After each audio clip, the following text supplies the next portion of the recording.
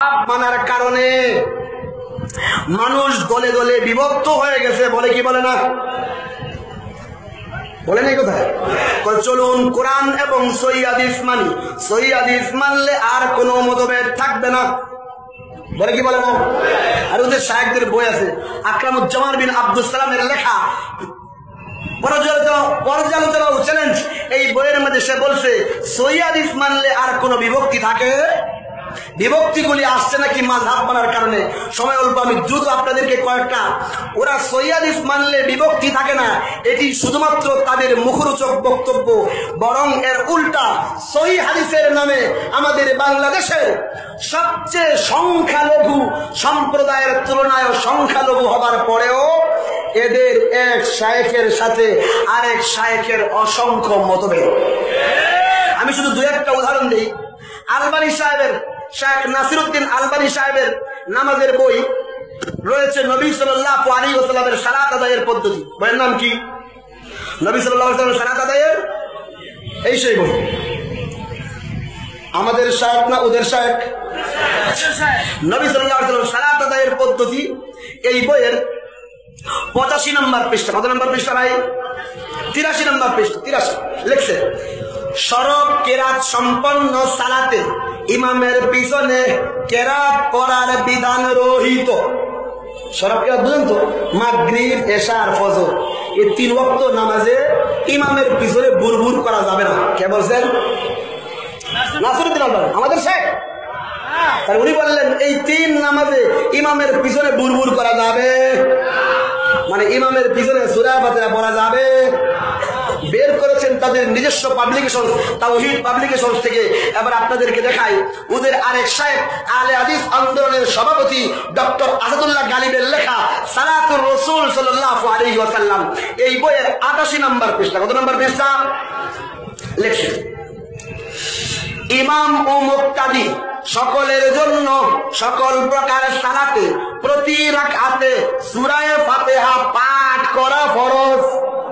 পাঠ করা, আচ্ছা ফরজ যদি কোনো ব্যক্তি ছেড়ে দেয় নামাজ হয়? আচ্ছা একই বললো সব নামাজে পড়া ফরজ।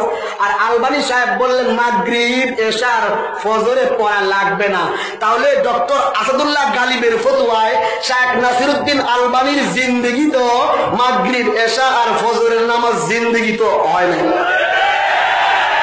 শুধু তাই নয়, আরেকটা দেখাই, সময় কমে গেছে।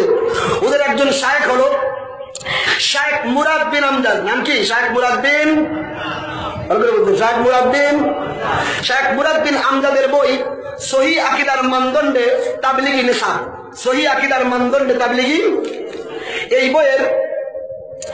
বইয়ের 241 নম্বর পৃষ্ঠা। আচ্ছা এটা দেখানোর আগে ওদের ওইটা দেখাই, ফাতাওয়া আরকানুল ইসলাম। ফাতাওয়া আরকানুল ইসলাম ওই দিন দেখিয়েছিলাম। ফাতাওয়া আরকানুল ইসলাম মোহাম্মদ শায়েখ মোহাম্মদ বিন সালেহ আল উসাইমিন এবং বাংলাদেশের পিস টিভির বক্তা শায়েখ আকরামুজ্জামান বিন আব্দুস সালামের সম্পাদিত এই বই, এই বইয়ের 382 নম্বর, এই বইয়ের 390 নম্বর পৃষ্ঠা। কত নম্বর পৃষ্ঠা ভাই? 390 নম্বর পৃষ্ঠার শেষে তিনি লিখেছেন, তাসবিহ দানা ব্যবহার করা জায়েজ। তাসবিহ দানা ব্যবহার করা, আমরা তাসবিহ দিয়ে জিকির করি না? তিনি কি লিখলেন? তাসবিহ দানা ব্যবহার করা। আকরামুজ্জামান বিন আব্দুস সালাম পিস টিভির বক্তা। কোন টিভির বক্তা? আচ্ছা এবারে দেখাই তার ছাত্র মুরাদ বিন আমজাদের বই সহিহ আকীদার মানদণ্ডে তাবলীগী নিসাব। সহিহ আকীদার মানদণ্ডে তাবলীগী 241 নম্বর পৃষ্ঠায় এই হুজুরে উপরে শিরোনাম দিয়েছেন। শিরোনামটা কি? তাসবিহ দ্বারা জিকির করা বেদাত। তাসবিহ দ্বারা জিকির করা। তাহলে এই মুরাদ বিন আমজাদের ফতোয়ায় আকরামুজ্জামান বিন আব্দুস সালাম সুন্নতি থাকলো না বেদাতি হইলো? এবার আমরা ওদেরকে প্রশ্ন করতে পারি না ভাবতাম, পৃথিবীর অধিকাংশ মানুষ তো মাযহাব মানে, তো তাদের মাঝে না হয় মতভেদ হতে পারে, কিন্তু তোমরা তো বাংলাদেশের সংখ্যালঘু হিন্দু সম্প্রদায়ের চেয়েও সংখ্যালঘু, নাকি এরা বড় দল? তো এত সংখ্যালঘু হবার পরেও তোমাদের মাঝে এত মতভেদ কেন?